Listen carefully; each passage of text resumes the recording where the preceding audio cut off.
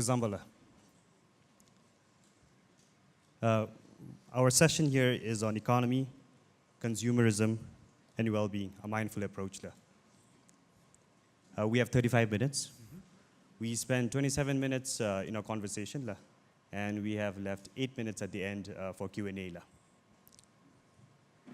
I was just asking if I should call him Micael or Micael, because for the past few months, I've actually been looking up a lot of YouTube videos of Micael. And then a thought was evoked. While reading Micael's books and also going through YouTube videos, and all the happiness-related research work which has been done globally. And then I realized there was not much enough literature on Bhutan. And then the next question for me to Micael was, happiness and Bhutan quite synonymous? Or is it just what the Bhutanese think? Or how is it to the rest of the world? And Micael actually confirmed that as a happiness researcher, Bhutan and GNH has been on its list. And that's when I reminded the culture of research.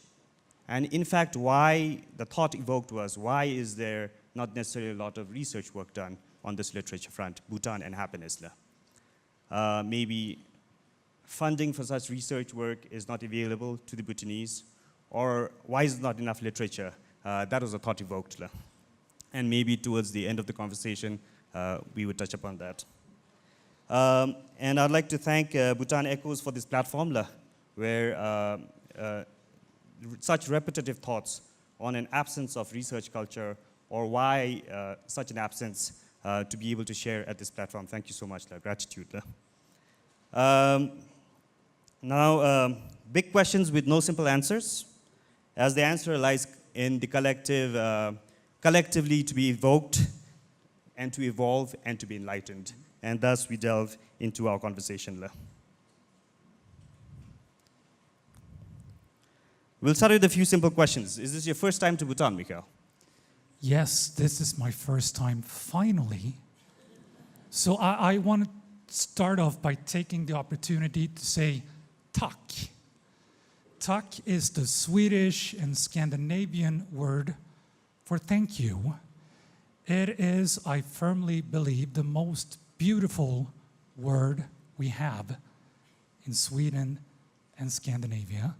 And as a professor, I have all of my students practicing saying tack every day, mindfully, as a reminder of all the things they have to be grateful for, all the resources they are gifted, all the people around them they are blessed with, because I firmly believe that happiness and well-being is something we make together. Our happiness and well-being is made with, together, and for the people in our lives.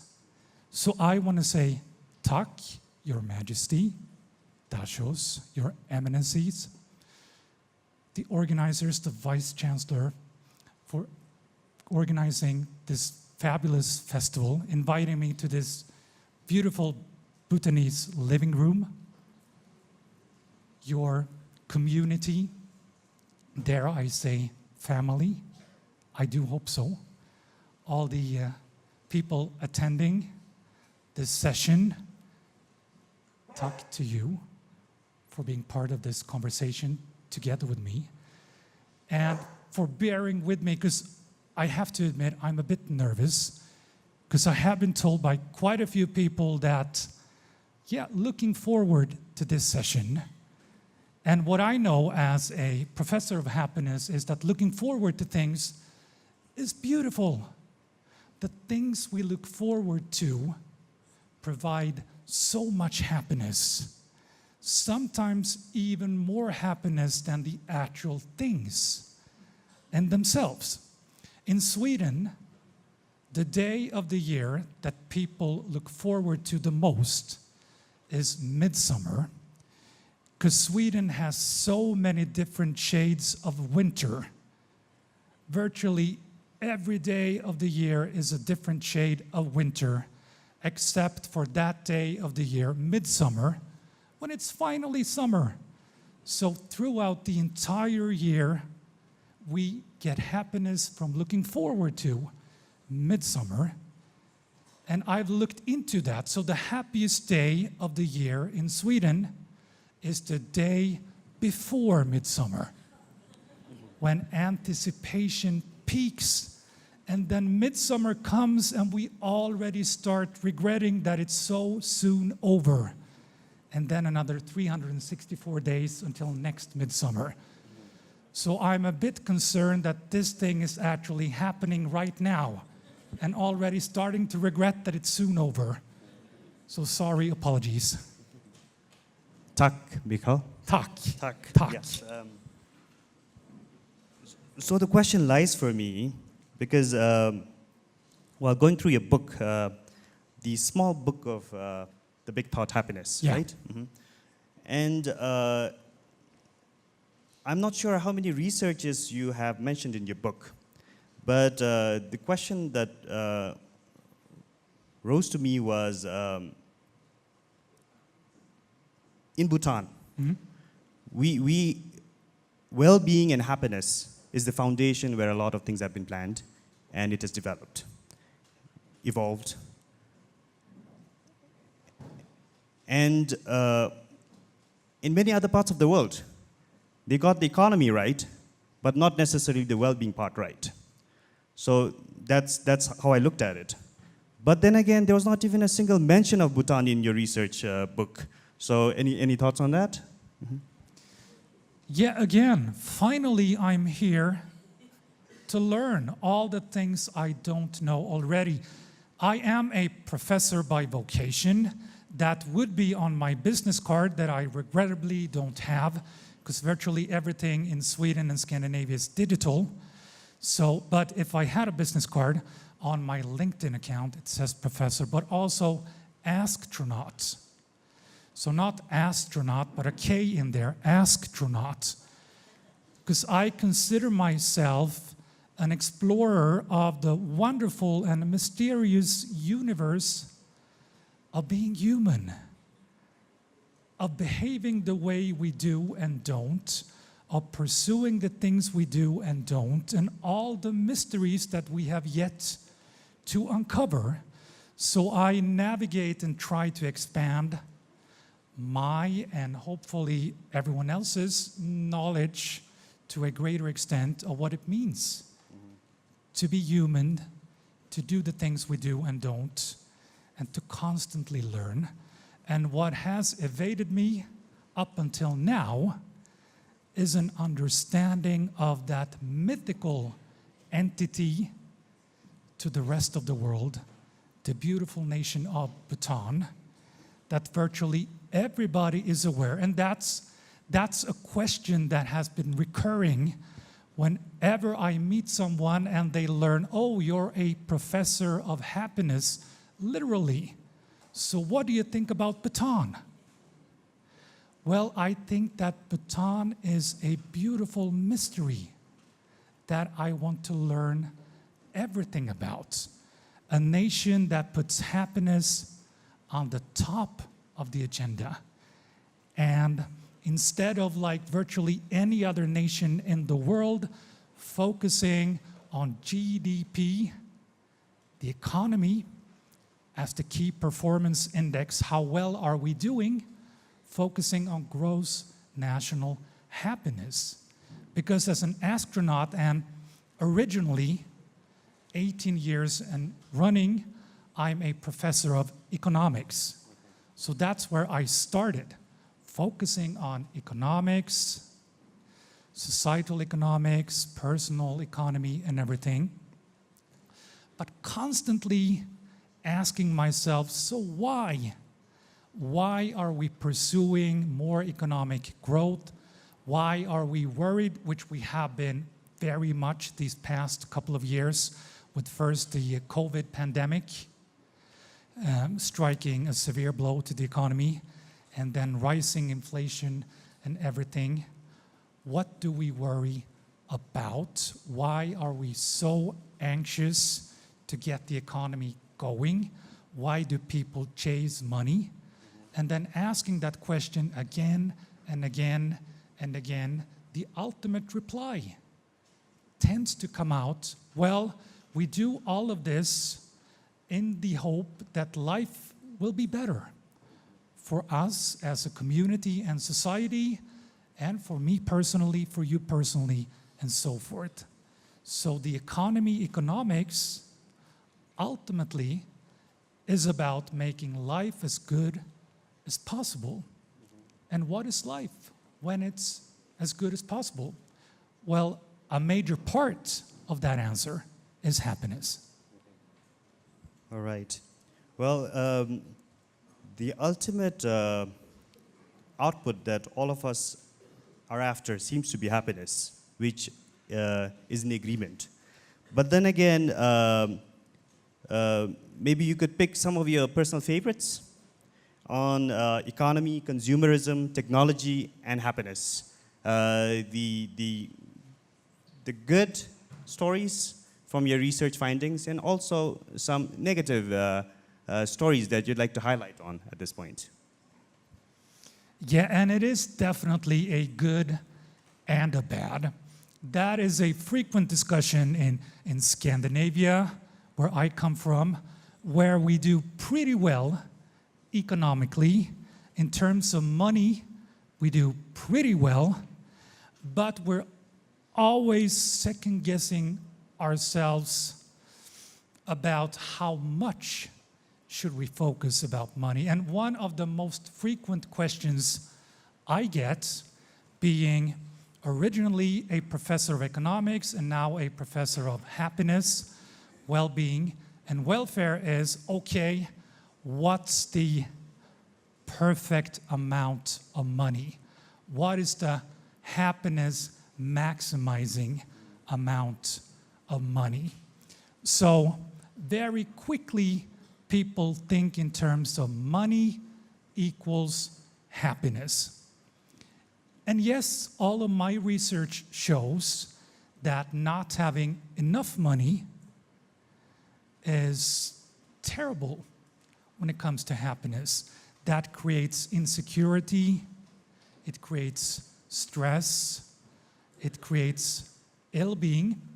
So having more money, having enough money, increases happiness, self-sufficiency, the feeling that I am secure, I have freedom, I am not dependent on fate, others, and so forth for my well-being and welfare.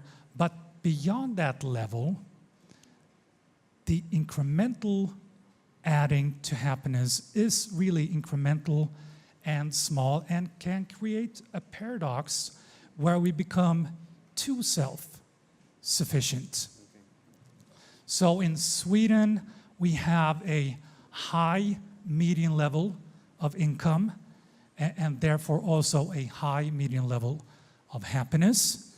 And not many people feel insecure and unsafe, but we have these paradoxes where people feel too self-sufficient. For instance, Sweden is a welfare nation where everybody is high on welfare, self-sufficient, not really dependent on others, but also to the extent that in Sweden we have the highest number of single-person households. So virtually everyone can, and so many people choose to, live on their own, which can be nice, but when the pandemic, the COVID struck, we had a parallel pandemic of loneliness and isolation, because everyone was sitting in their apartments, in their homes, on their own, being okay physically, but soulfully, psychologically, mentally feeling miserable, being alone. And also self-sufficiently feeling that, okay, I don't need to worry can also create what I call, pardon my language, an asshole effect. I first noticed this when my wife Ingela and we bought a city car, a very small car to be able to park in the very busy city of Stockholm. But that small car, a cheap car, was like a sign to all other cars saying, please cut us off in traffic. This is a small car. I don't want to drive behind that small car. So everybody cut us off in traffic. And I got so frustrated that I mounted a GoPro camera on my windshield to record all the cars that cut us off in traffic. And what I found was that the more expensive the car, the nastier the cutoff in traffic. The faster they drove, the less courteous they were and everything. Like people felt I have a really expensive car that I can drive as fast as I want, and any other car will never catch up with me, so I don't need to worry about my behavior or anything. I can be, pardon my language, an asshole in traffic. All right. Like how we see it, so comes the Global Happiness Index, right? And the Danish are always listed one. I think this is Finland, sorry. Yeah, Finland for 6 years in a row. Six consecutive years. And Sweden has been on the fourth. Yeah, number right? 4 is Sweden. And sitting here, there are questions. How do the Finnish or the Swedish people feel being on the first and the fourth? Do you actually really feel you're the happiest, or are there questions even in your society where are we the happiest? Yes, so Finland, our lovely neighbor, all the Nordic countries rank highly in the World Happiness Report. Finland number 1, Denmark number 2, Iceland number 3, Sweden number 4, and so forth. We are very aware of this because every year when the new World Happiness Report is published, March 20, it creates huge media publicity. And every year, well, 6 years running, Finland comes out on top. And that year, my phone rings off the hook from Finland, calling their neighbor, professor of happiness, asking me, we're number 1 again. How come? Are we really? What's particular about us? They're not really sure because they don't really feel very happy. And as a very happy neighbor in Sweden, we know that no Swede has ever met a seemingly happy Finn, because Finns don't look happy. In Sweden, we have a word called sprallig, which looks like this. And in Sweden, we feel sprallig sometimes, but we've never seen a sprallig Finn. They don't do this. Finns look like this. But I learned they have a wonderful saying, det kan alltid bli värre, in their native language, which translates into things can always get worse, which doesn't sound very cheerful, very positive, but there's something relieving, something to embrace in the sense that, okay, things are not perfect. There are still things to my situation and context that I regret, that I hope would be better, but it's really not that bad. It could be much worse. they don't expect life to be perfect, but they appreciate and are grateful for, which we now practice in Sweden, tack, the things they do have that are good. But it also created a paradox, and we talked a bit about this previously, because I took the opportunity, since with the World Happiness Report being so highly publicized in the Nordic countries, everybody is made aware. Okay, we're number 1, we're number 2, we're number 3, we're number 4. So we gauged national happiness in the Nordic countries the week before the World Happiness Report was published this March. Then we waited for the publicity, and in Finland, the publicity was massive.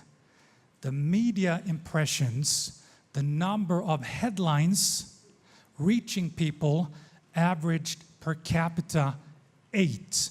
So during the following week, every person in Finland was reminded on average 8 times, you're the happiest in the world, you're the happiest in the world, you're the happiest in the world.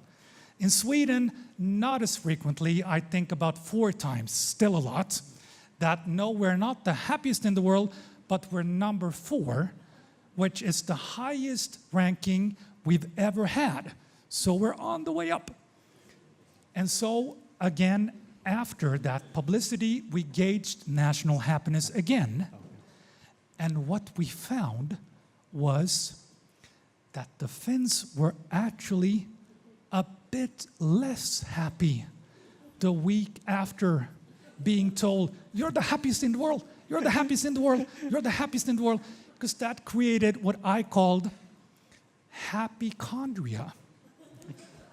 Like hypochondria, Okay. you can think yourself into worse health. Happychondria, you can think yourself into, you can like have a sense of performance anxiety. Oh, I should be sprallig. I'm the happiest in the world. Why am I like this? Is there something wrong with me? Am I not happy enough? So they actually became less happy. Whereas the Swedes, learning, again, looking forward, looking good, on the way up, on the way up. So the Swedes, number 4, were actually happier than the Finns, number 1. Laszlo, before I open up to the floor for questions, we did not really touch too much upon consumerism and economy. And I think in a conversation, it's coming out clear. This world has taken on this stage where consumerism and economy growth is something that every nation is going to pursue. There's no stopping. But then again, also the idea of happiness, looking at it subjectively, objectively, and how all of us are going to be bombarded with different concepts of happiness.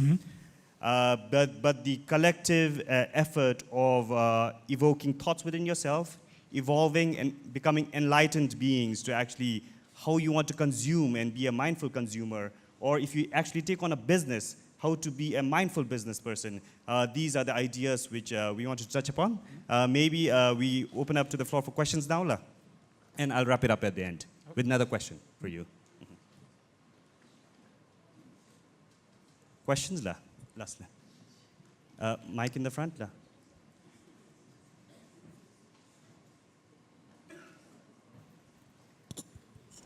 Thank you, Professor.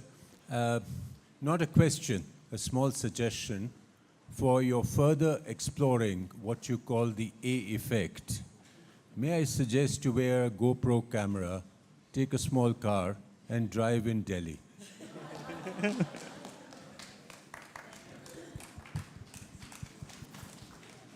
Na Shubhala, Mike, in the front. La.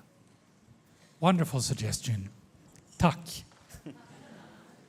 I'll wish you all the best with that, because I've been recently in Delhi. To introduce myself, I'm Pema. I'm the Foreign Secretary. Further introduction, I had the great privilege of being a non-resident ambassador to most of the Nordic countries, but based in Brussels, which was an interesting paradox. When we talk about happiness, and you've referred to the Global Happiness Index, Like we said, the Nordics are always on the top. Bhutan is hardly there, if at all, somewhere at the bottom. So I've always been after a center of Bhutan studies and GNH to ask them why. Now, for some reason, as non-resident ambassador, I ended up visiting Finland more often than the other Nordic countries, Sweden and Denmark, that I was also accredited to. And we hear all the jokes about the Finns, I think. We've had a taste it. I used to tease them a lot about it. And then we had soul-searching discussions about the happiness index. They would, like you said, be very surprised to find themselves on top. And I would ask them, how come you're on top? Share the secret. And then after long discussion, soul-searching on both sides, one thing they told me was high trust. I think in all the Nordics. And that's why you're on the top of the index. And that's why for a very small developing country, smaller than the Nordics, but the best examples that we can look to, and that's what I've been telling my fellow civil servants, we should always look at the best examples in the world, even if they're the furthest off, like the Nordics, in all that we would like to achieve. We have similarities. Apart from Finland and Iceland, we are monarchies. We have a similar concept. The social security, the protection that you have aligns with what you are doing in Bhutan with GNH. So then in my discussions with the Finns, I think what struck me, very high public trust in each other, but also in public institutions. So I think for me, that's a lesson I take away, but I would like to confirm whether in your findings this is the case. I think as a public servant who's been supposedly serving the Bhutanese people for 3.5 decades, I think it was very telling that we needed to do more in Bhutan as public servants. Then the other thing that struck me about Finland, and you know, I lived in Belgium, which is the butt of jokes of all its neighbors, and then Finland, which is, you know, and a strange connection to Finland because it's a little bit like Bhutan. It's seen as very far off, quite unknown, a little different from everybody else. And for me, the fact that it was #1 on the happiness index, whereas I expected Bhutan to be #1, so to be in the happiest country, which has more forestry than Bhutan, I had a lot of lessons. And one thing, I think in the past couple of years, His Majesty has been talking about the quality that our ancestors and predecessors had, which we have lost, and I like to talk to our young people. And in Dzongkha, we call it nga. And the Finns have that, they call it sisu. And that it could get worse. And that they would always try to pick them off their knees. But this thing about public trust, I think it's something that in Bhutan we need to learn from. So Professor, if you can elaborate how in the Nordics, in Scandinavia, you're doing it so well. Thank you. Tack. And I think very insightful that we have so many things in common. And what needs to be said about the World Happiness Report is that it's but one way to gauge happiness. It's not the way to gauge happiness. And the whole intent of that report is not really to point out and say which nation is the happiest and how do they rank, but really to give credence to the pursuits and priority of happiness and well-being in economics, in politics, since in so many parts of the world, well, basically in all of the world, there's been a focus on economics, but a forgetfulness about what is it for, so that it can even stand in conflict with the well-being of nations, of everyone, creating inequalities, creating polarization, conflict, unsustainability, and so forth. So by giving credence and weight to well-being and happiness, which I'd say is really the goal of the ranking, is a way to get discussed and prioritized economic and political endeavors that are sustainable to the benefit of everyone. And in the ranking, if you look into the numbers, and I do love numbers, I have them tattooed all over my body because they make things concrete for me. You can see that the difference between place 1 and 4 is by the 3rd decimal. So really, really small differences, and the way it's gauged, I would say, is more. I'd say the reason the Nordic countries are at the top is not really for happiness, but what it gauges, I would say, is welfare. And I'm a professor of well-being, welfare, and happiness. Welfare being a platform, a critical factor in creating well-being and happiness for people. And I'd say that the measure in the World Happiness Report, it asks people on an imaginary ladder where at the top of the ladder, life is perfect. At the bottom of the ladder, life is at its worst. Where would you put your life? So I'd say it's more about a taking a step back perspective on my life. Not saying that I'm necessarily happy, but I have the opportunities, the prerequisites in life to pursue happiness, to be well. I'd say what that taps into and what the Nordic countries have in common. We're welfare countries that have these opportunities. And that's really why I am so adamant to practice the use of TAC. Because TAC is an acronym that we use to better understand and connect welfare, well-being, and happiness, and that I'd say has been crucial to making Sweden into a welfare country. So the T in TAC stands for togetherness.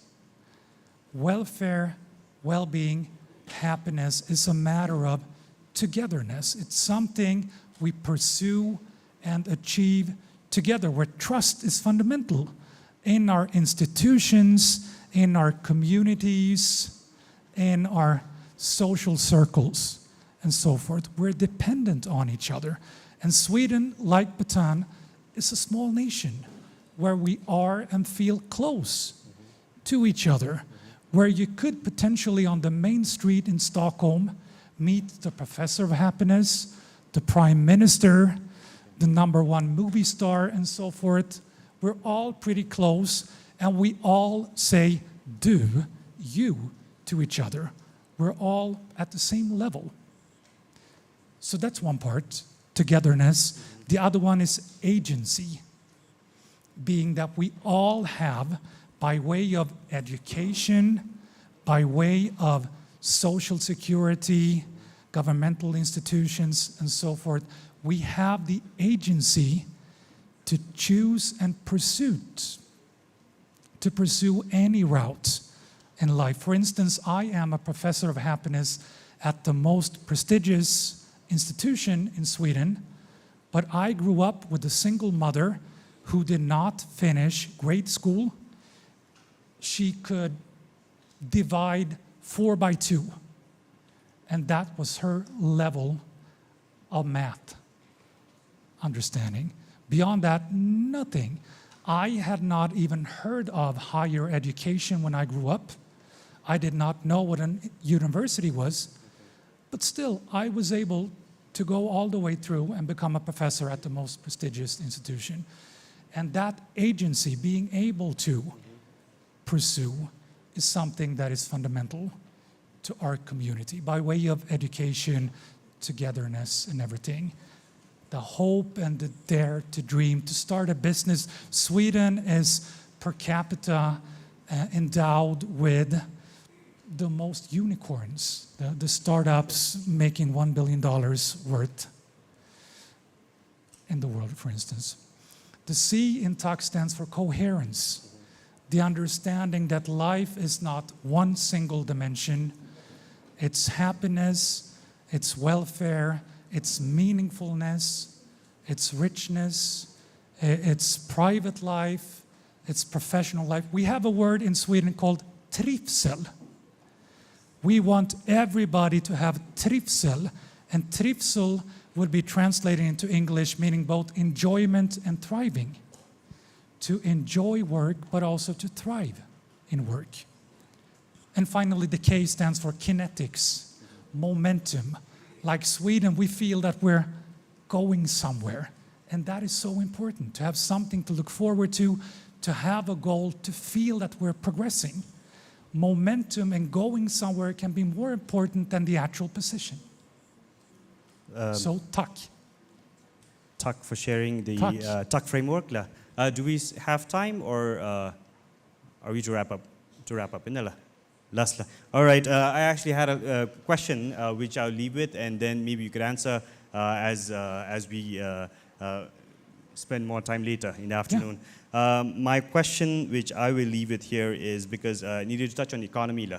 Bhutan, as we are associated with well-being. We have championed it to a certain extent. I think that's where the whole the policy revolved around. And at this moment, Bhutan is going through an economic transformation.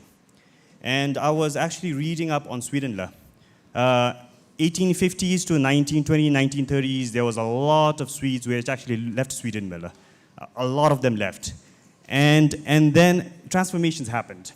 And I also wanted to hear from you, actually, as an economic professor, what were the transformations in the economic sector that Sweden actually adopted, and how long the spread was, the pace at which it was adopted, which has actually led to Sweden being what it is right now, a balanced economy with well-being in place. That was my last question that I actually wanted to ask and hear from you. And if you can make it very short, maybe we hear it, otherwise we can take it outside. So the very short is that Sweden, we perceive ourselves as a workers' nation, and we're very mindful that everybody should be able to, and because of trivsel, enjoyment and thriving, want to work. So we have job security, meaning that everybody wants and can work. And by way of that, we have created some really big companies, like maybe you're familiar with IKEA, Ericsson, and so forth, that have really been key to economic growth, to employment, to creating welfare and agency. And by way of that, that has really made way to starting one's own business by way of agency. Not every business succeeding, but enough many starting with the security that we can start, and it's okay to fail, that we have all of these unicorns like you might know of, Klarna, Spotify, quite a few of them. H&M would be the most popular amongst the young ones. True. All right, with this, we end our conversation. Thank you so much, Micael. Thank you. Tack. Tack. Tack.